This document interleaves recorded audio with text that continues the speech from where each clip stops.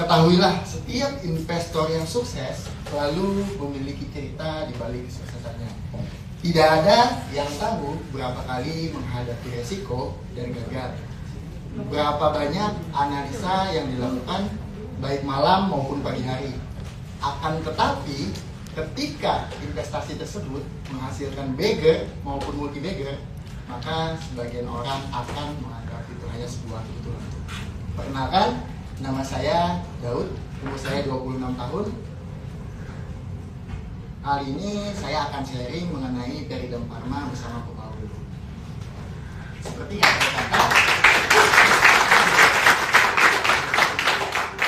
ada pepatah, tak kenal maka tak sayang. Sekilas mengenai background saya di bidang midstream oil and gas.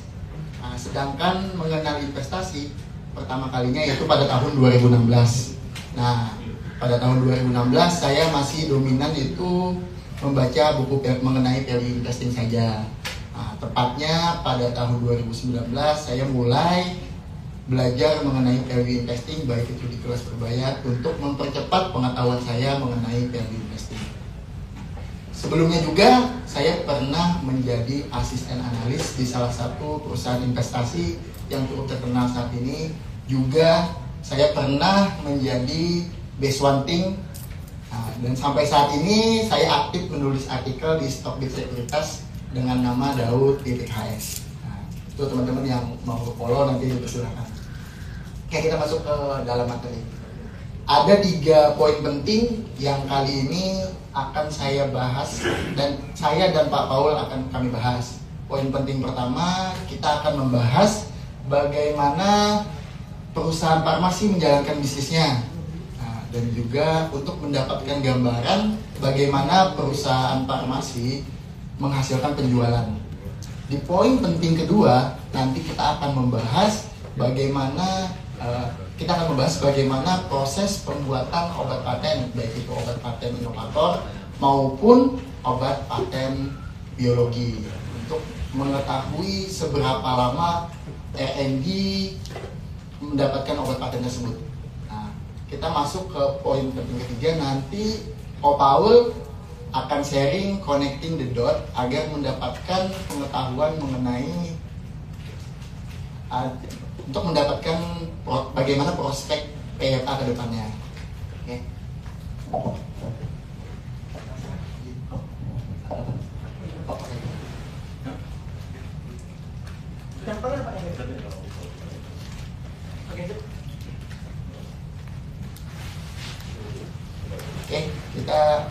Nah, sebelum masuk ke poin pembahasan, ada 3 disclaimer yang perlu teman-teman ketahui. Yang pertama, materi sebatas pengetahuan dan pengalaman pribadi saja. Disclaimer kedua, keberhasilan dalam berinvestasi menjadi tanggung jawab pribadi investor masing-masing. Di poin ketiga, tidak bermaksud menyinggung para shareholder maupun stakeholder.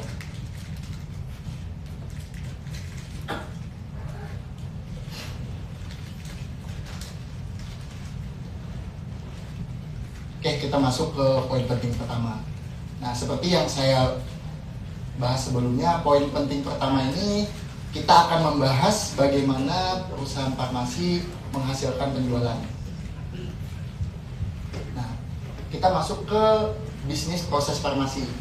Semua bisnis proses itu pasti ada 3 alur. Yang pertama hulu, yang kedua midstream, yang ketiga downstream. Nah, kali ini kita akan masuk ke bagian hulu farmasi. Bahan baku farmasi itu ada 3 komponen. Yang pertama API manufaktur, yang kedua excipient manufaktur, yang ketiga namanya packaging manufaktur. API manufaktur fungsinya untuk sebagai bahan baku, proses pembuatan bahan baku aktif farmasi yang tujuannya nanti untuk memberikan efek pengobatan. Nah, yang kedua ada namanya excipient manufaktur, fungsi untuk pengolahan proses tambahan yang fungsinya nanti menunjang bahan aktif berperforma baik pada saat kita konsumsi.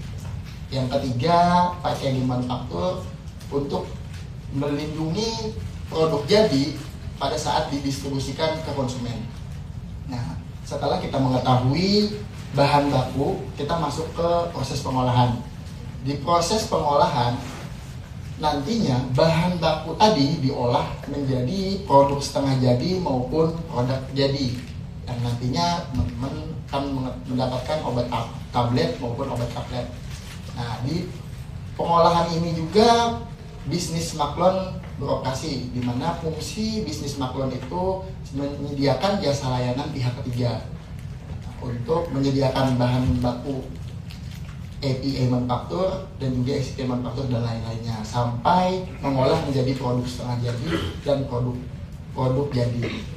Nah, pengolahan midstream farmasi ini wajib memiliki sertifikat namanya CPOB, cara pembuatan obat yang baik. Di Indonesia juga wajib memiliki sertifikat namanya sertifikat halal. Nah, apabila pengolahan midstream farmasi ini berstandar internasional, maka wajib memiliki sertifikasi namanya GMP, Good Manufacturing Practice. Nah, di pengolahan farmasi ini juga Peridam Pharma dan Probiotik pada saat ini beroperasi.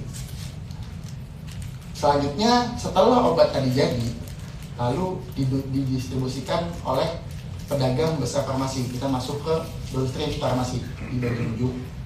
Nah, pedagang besar farmasi itu tidak boleh melakukan bypass obat ke konsumen.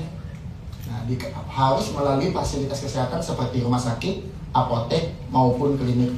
Tujuannya untuk menjaga keamanan obat dan juga agar efektivitas obat serta tidak ada resiko keracunan maupun dosisnya tidak tepat.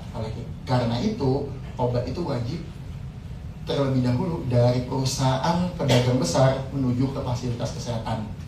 Oke, next kita masuk ke excipient manufaktur dan proses cara pembuatan obat. Nah, excipient manufaktur tadi seperti yang saya jelaskan merupakan bahan tambahan agar api berperforma baik pada saat dikonsumsi. Nah, excipient manufaktur juga bisa kita sebut sebagai bahan non aktif. Nah, ada 3 contoh yang akan saya berikan di excipient manufaktur ini. Yang pertama ada namanya pengisi. Pengisi ini tujuannya agar volume di tablet maupun kaplet nantinya penuh. Nah, excipient manufaktur kedua ada namanya pengikat. Pengikat ini tujuannya nanti agar bahan aktif yaitu API manufaktur tadi dan excipient manufaktur lainnya itu menyatu atau masanya homogen. Nah, ada banyak excipient manufaktur, tapi saya hanya mencontohkan 3 saja. Yang terakhir namanya disintegran. Disintegran ini fungsinya pada saat obat kita konsumsi akan cepat hancur di dalam tubuh. Setelah kita mengetahui excipient manufaktur, kita masuk ke proses cara pembuatan obat. Pertama, bahan baku itu ditimbang sesuai formulasi di dispensing. Nah, baik itu zat aktif maupun excipient manufaktur. Zat aktif maupun excipient manufaktur nantinya diformulasi sesuai formula perusahaan. Setelah itu masuk ke tahap blending, di mana di blending ini dicampur baik itu zat aktif maupun excipient manufakturnya. Setelah dicampur, maka akan didapatkan senyawa dengan massa yang homogen. Setelah masanya homogen, masuk ke proses shifting. Di sini dihaluskan baik itu bahan setengah jadi tadi dihaluskan agar pada saat didistribusikan atau diolah dengan volume yang besar, zat aktif maupun excipientnya merata. Setelah itu masuk ke roller compaction. Di sini tujuannya setelah dihaluskan biasanya bahan senyawa itu masih menggumpal. Disinilah tujuannya agar partikel tersebut tidak menggumpal, bahan setengah jadi tadi tidak menggumpal. Masuklah ke tablet compression. Nah, di sini jadilah suatu obat, yaitu obat kaplet maupun obat tablet dan lain-lainnya. Nah, setelah obat tersebut dikempak dan jadi, masuklah ke tahapan coating. Nah, di sini obat dilapisi dengan namanya disintegran agar pada saat kita konsumsi obat tersebut mudah hancur di dalam tubuh. Setelah kita memahami proses cara pembuatan obat, kita masuk ke slide berikutnya. Oke. Nah, di sini kita akan memahami jenis-jenis obat berdasarkan kategori. Nah, jenis obat berdasarkan kategori menurut saya ada 2. Ada itu obat terbagi menjadi dua kategori. Yang pertama obat resep, yang kedua adalah consumer health. Obat resep ini obat yang hanya kita dapatkan melalui resep dokter. Sedangkan obat consumer health berisi obat yang namanya obat suplemen maupun obat bebas yang nantinya obat ini dengan mudah kita akses tanpa melalui resep dokter. Nah, ada perbedaan antara obat resep dan consumer health, di mana obat consumer health ini perbedaannya adalah terletak di keamanan, di mana resiko konsumen mengalami keracunan di pembelian obat consumer health itu sangat kecil. Nah, karena tadi kita membahas mengenai keracunan, perlunya regulasi di Indonesia. Di Indonesia ada regulasi untuk bahan farmasi namanya BPOM, Badan Pengawas Obat dan Makanan. Sedangkan di Australia namanya TGA, Therapeutic Goods Administration. Sedangkan di Amerika Serikat namanya Food and Drug Administration. Di sini juga, di slide ini juga saya akan sharing perbedaan obat dengan produksi pertama dengan obat tiruan. Maksudnya obat produksi pertama itu obat yang pertama kali dipatenkan, sedangkan obat tiruan itu yang ditiru adalah bahan baku aktifnya. Nah, kita masuk ke produk obat produksi pertama, yaitu obat inovator. Nah, obat inovator ini berasal dari sintetis kimia, dari senyawa sederhana menjadi senyawa kompleks. Nah, seperti yang saya contohkan di slide, ada namanya obat dengan merek dagang Junapia. Nah, bahan baku aktifnya namanya adalah sitagliptin. Sedangkan contoh kedua ada namanya obat dengan merek dagang Binamed XR. Bahan baku aktifnya namanya metformin. Nah, kedua contoh ini kebetulan berasal dari perusahaan Merck. Nah, dan masa patennya habis pada tahun 2013 dengan total paten selama 16 tahun. Setelah masa paten dari perusahaan obat inovator itu habis, perusahaan obat generik berlomba-lomba melakukan versi obat kopinya. Nah, seperti contoh yang saya berikan, perusahaan Jaydus dengan merek dagang Utopia, sedangkan bahan baku aktifnya sama seperti Junapia, yaitu sitagliptin. Nah, yang contoh kedua ada perusahaan Jem Pharma memproduksi dengan merek dagang PRJM, sedangkan bahan bakunya sama seperti obat Jonamed XR dengan bahan baku metformin. Nah, seperti yang saya jelaskan tadi, sintetis kimia dengan produksi pertama, setelah masa patennya habis, maka perusahaan obat generik akan melakukan versi obat kopinya. Nah, kita lanjut ke obat produksi pertama, yaitu obat biologi. Nah, obat biologi ini berasal dari rekayasa genetik yang berasal dari sel hewan maupun tumbuhan. Yang saya contohkan di sini ada namanya dengan merek dagang Humira, sedangkan bahan baku aktifnya namanya adalimumab. Nah, kebetulan sebenarnya perusahaan ini masa patennya habis pada tahun 2018.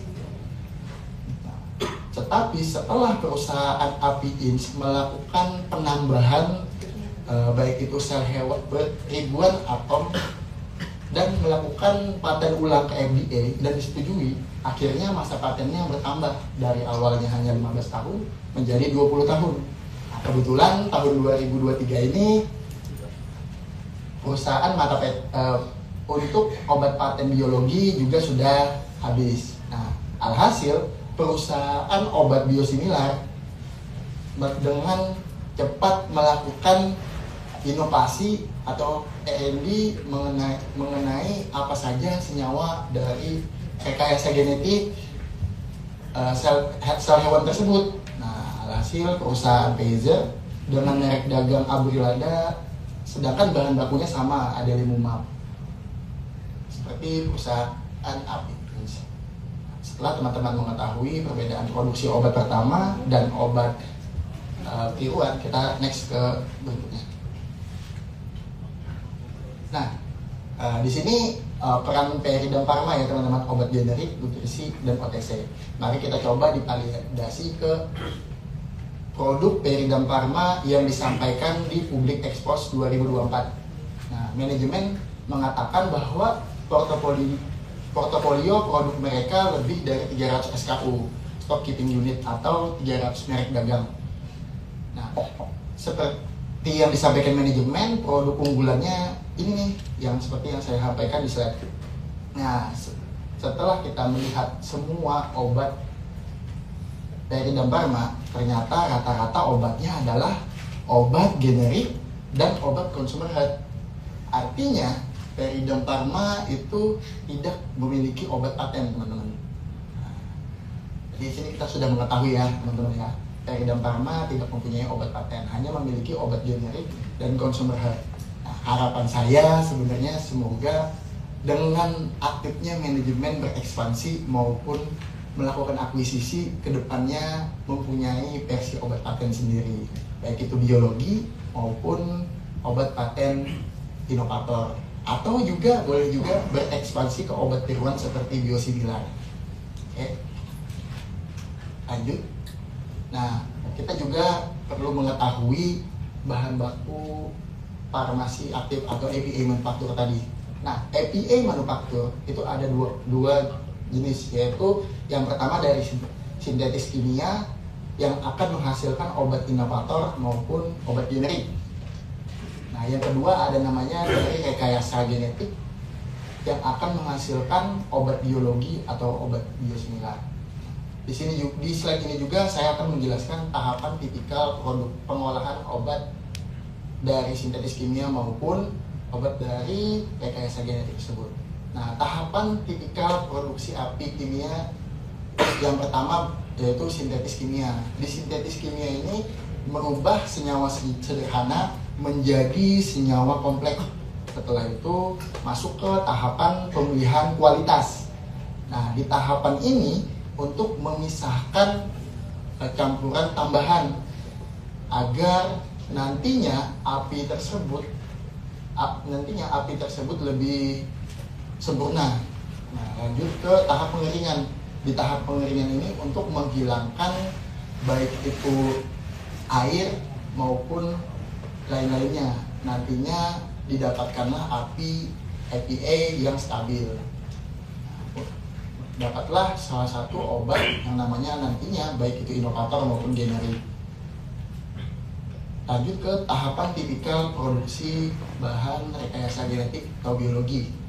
Berbeda dengan tahapan kimia, produksi APA sintetis kimia, di mana tahapan tipikal produksi APA rekayasa genetik ini yaitu ekstraksi awalnya. Awalnya itu untuk mengambil senyawa aktif di dalam sel hewan maupun tumbuhan. Setelah itu dilakukan pemurnian dengan cara membersihkan dengan teknik namanya kristalisasi.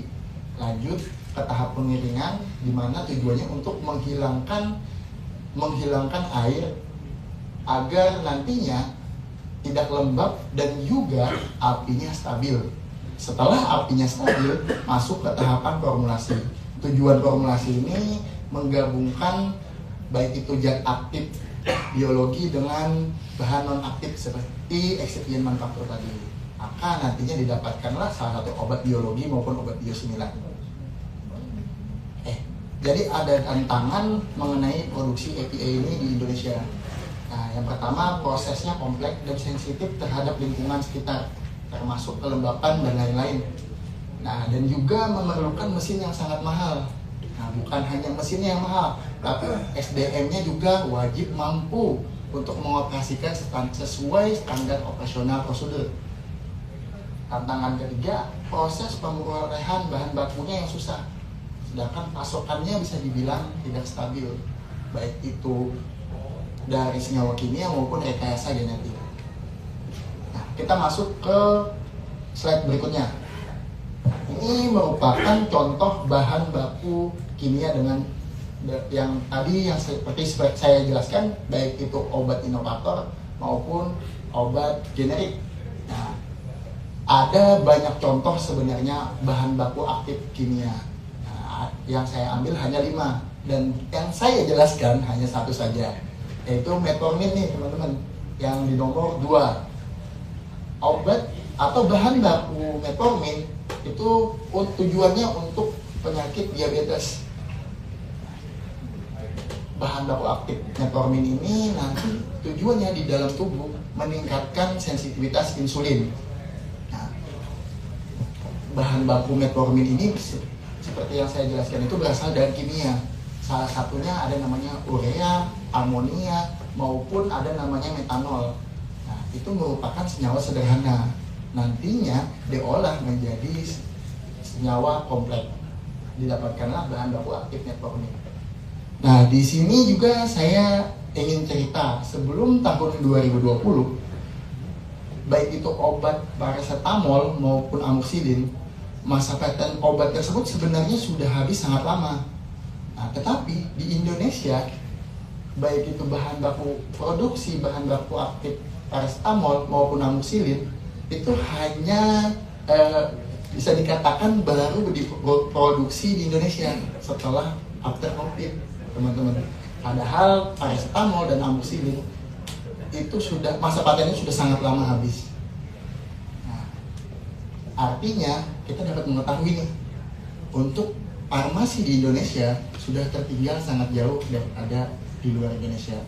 Nah, paracetamol amoxicillin juga kenapa baru diproduksi setelah COVID, karena adanya peraturan pemerintah yang mengharuskan TKDN mau baik itu amoxicillin dan paracetamol menjadi lebih di atas 70%. Nah, oke, kita lanjut ke slide berikutnya. Bahan-bahan farmasi aktif biologi. Nah, di sini juga banyak bahan baku aktif. Nah, di sini yang saya sampaikan ada 6 dan yang saya presentasikan hanya 1 vaksin. Nah, pada saat terjadinya COVID-19, semua perusahaan farmasi global itu melakukan yang namanya R&D untuk mendapatkan obat paten biologi. Nah, vaksin tersebut perusahaan farmasi mengidentifikasi ternyata penyakitnya adalah infeksi, teman-teman. Nah, penyakit infeksi tersebut cara mengkonternya dengan meningkatkan kekebalan tubuh kita. Hasil ada satu perusahaan namanya perusahaan Sinovac. Nah, mereka mencari bahan aktif tersebut dari yang namanya sel pero. Nah, sel pero itu berasal dari ginjal monyet Afrika.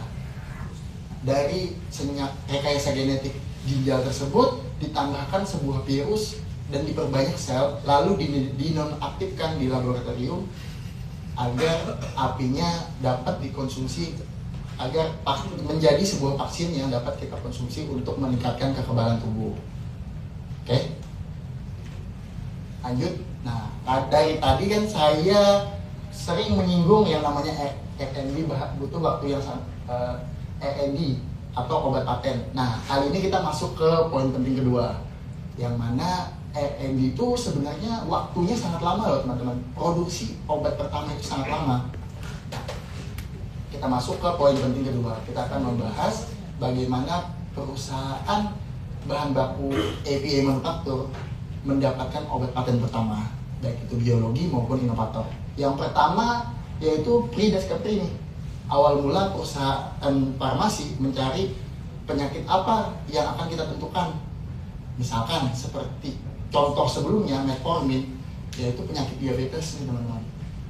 Nah, penyakit diabetes yang ditingkatkan apa di dalam tubuh? Misalkan untuk seperti vaksin, yaitu kekebalan tubuh. Sedangkan obat diabetes meningkatkan insulin.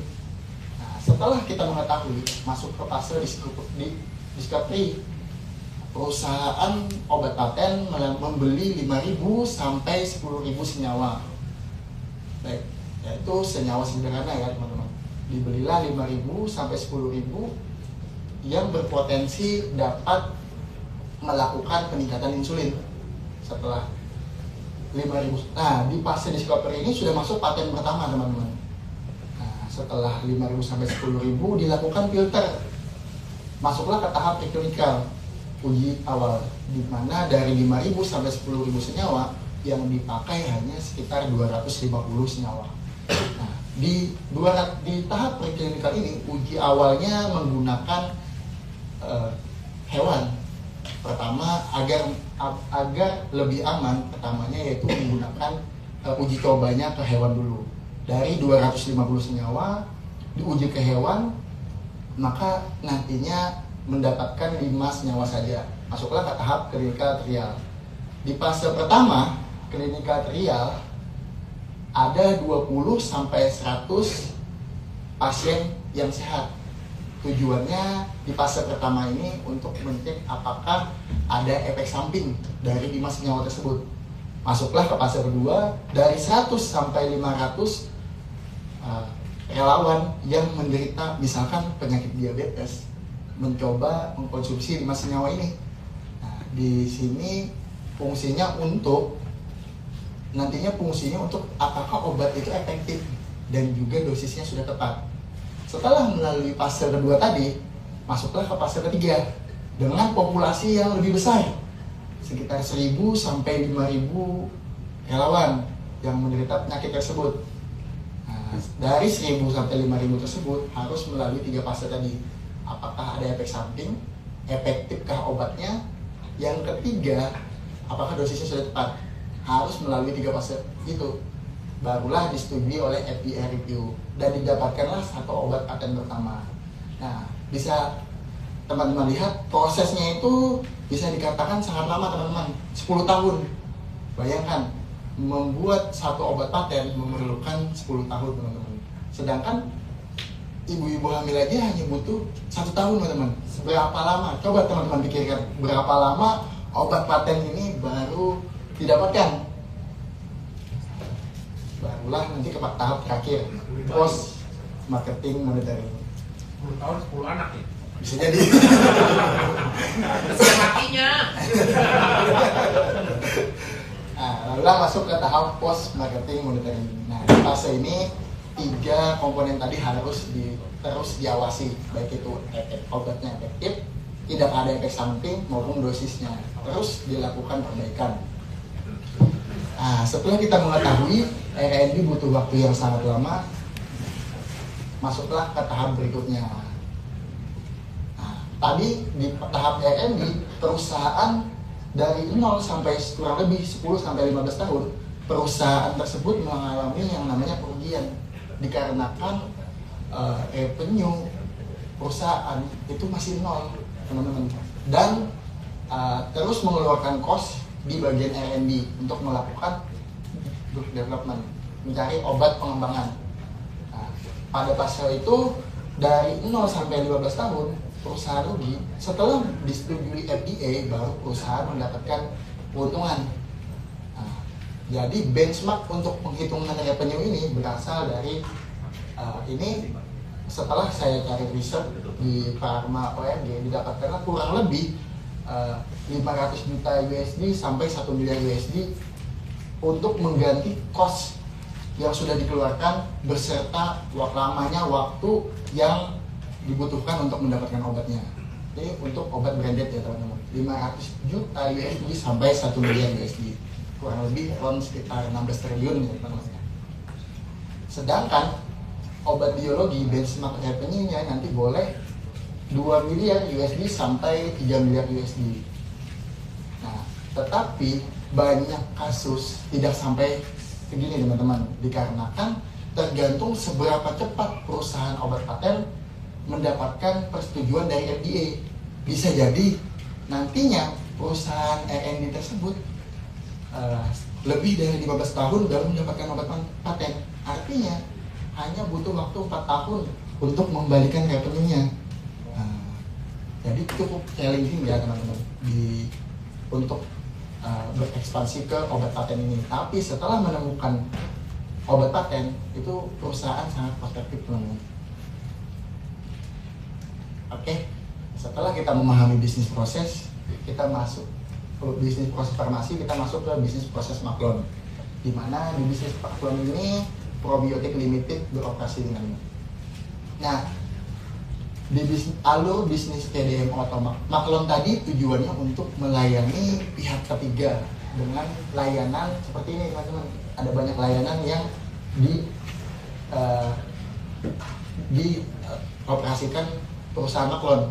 Jadi maklon itu sebenarnya terbagi di maklon farmasi itu terbagi 3 teman-teman. Ada namanya CRO, Contract Research Organization, ada namanya CMO, Contract Manufacturing Organization, yang terakhir ada namanya CDMO, Contract Development and Manufacturing. Nah, CRO ini teman-teman, fase di alur bisnis ini penelitian dan pengembangan praklinis, development pengembangan, uji klinis sampai disetujui FDA teman-teman. Bisa dikatakan CRO ini membantu pihak ketiga mencari obat paten pertama. Lanjut ke perusahaan CMO, Contract Manufacturing Organization. Nah, sebenarnya sebelum melakukan akuisisi probiotik, disinilah Peridam Pharma berperan teman-teman. Yang mana Peridam Pharma dokumentasi dan registrasi disetujui BPOM, produksi obat, dan juga yang terakhir quality control. Sedangkan perusahaan CMO lainnya dari awal development, dokumentasi, manufacturing, quality control sampai dengan packaging. Nah, secara umum CDMO itu alur bisnisnya menawarkan semua layanan teman-teman, dari pengadaan sampai didistribusikannya obat tersebut. Sedangkan untuk probiotik limited hanya pengadaan bahan baku, ke development atau pengembangan obat, tetapi pengembangan obatnya lebih ke obat kesehatan maupun suplemen. Ada dokumentasi dari TGA, manufacturing, quality control, packaging, sampai dengan packaging. Nah, saya mendapatkan ini dari sertifikasinya. Ada izin TBA, Therapeutic Drug Administration di bagian dokumentasi, ada izin Good Manufacturing Practice. Karena mereka mempunyai izin CGMP, artinya perusahaan probiotik itu sudah bertaraf internasional teman-teman. Nah, lanjut ke izin food. Nah, food artinya sertifikasinya di manufacturing bukan hanya bahan farmasi, tapi juga makanan teman-teman. Dan juga ada izin APMA. Izin APMA ini untuk obat hewan teman-teman. Nah, disitulah Probiotik Limited berperan. Oke, kita masuk ke maklon farmasi PFA. Nah, seperti yang saya jelaskan sebelumnya, layanan manufacturing dan quality control saja teman-teman. Nah, karena sebelumnya Peridam Pharma ini sertifikasinya hanya CPOB teman-teman, cara pembuatan obat yang baik, yaitu dari BPOM saja, belum memiliki sertifikasi Good Manufacturing Practice. Alhasil klaimnya itu hanya lokal teman-teman, Indonesia punya. Nah, setelah akuisisi probiotik, ada masuk sektor kecantikan yaitu KBP. Artinya, Peridam Pharma bisa dikatakan setelah melakukan akuisisi probiotik mempunyai lisensi Good Manufacturing Practice yang berasal dari Probiotik Limited. Nah, oke, kita masuk ke Connecting the Dot yang akan dibawakan Pak Paul.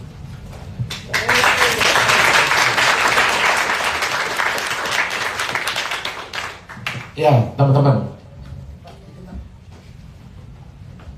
Jadi tadi bisnis proses, ya. Sebenarnya masih ada 120 slide lagi teman-teman.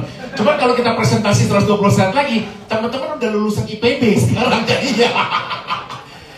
Jadi kita dalam menganalisa bukan hanya menganalisa doang teman-teman. Jadi memang yang kita analisa itu adalah kompleks gitu ya. Kenapa suatu company yang market cap-nya 300-400 miliar at that time mau mengakuisisi perusahaan Australia yang market cap-nya adalah waktu itu sekitar 2,6 T waktu dibeli ya. Pasti ada sesuatu dong. Pasti ada sesuatu yang diinginin dong. Gak mungkin ibarat kata anak kampung toto pengen beli apa. Ada apa gitu kan. Itu yang harus kita cari tahu. Kenapa dia beli gitu kan. Seperti ini kan kita tahu ternyata yang dia incer apa. Apa sih sebenarnya susah bikin obat. Obat itu gampang teman-teman. Tinggal dicampur-campur dia aduk-aduk aja gitu kan. Ideologinya seperti itu, betul gak? Cuman kan kalau logik kita thinking seperti itu adalah yang susah apa? Sertifikasi, lab, testing, tenaga ahli. Lah kan sekarang kalau kita logic thinking ya, misalkan dia lagi CDMO atau CMO, you punya gak tenaga sertifikasi? Ada orang bule? Iya gitu kan. Punya labnya? Ada Sydney, Sydney labnya gitu kan. Jadi posisi-posisi ini adalah yang harus kita thinking think beyond on the price gitu loh. Think beyond on the laporan keuangan. Kalau teman-teman melihat, wah IPS negatif, ya memang IPS-nya negatif gitu. Kalau positif market cap-nya udah kayak Kalbe Pharma 70T gitu kan.